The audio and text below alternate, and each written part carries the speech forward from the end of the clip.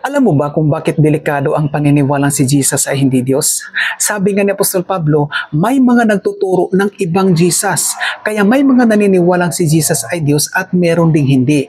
Pero ang mga propeta at apostolis tulad nila Apostol Pablo ay malinaw na nagsasabing si Jesus ay Diyos at tagapagligtas. Kaya kung ang Jesus na pinaniniwalaan mo ay hindi Diyos, ay ibang Jesus yan. Hindi siya ang tagapagligtas na itinuturo ng Biblia. Isipin mo kung si Jesus ay tao lang at hindi Diyos.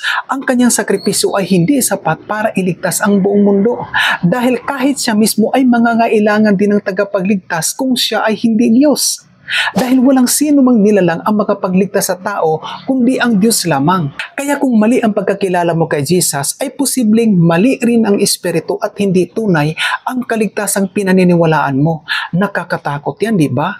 Kaya ang tanong dito, ang Jesus mo ba ay tunay na Diyos? Dahil kung hindi, baka ibang Jesus na yan.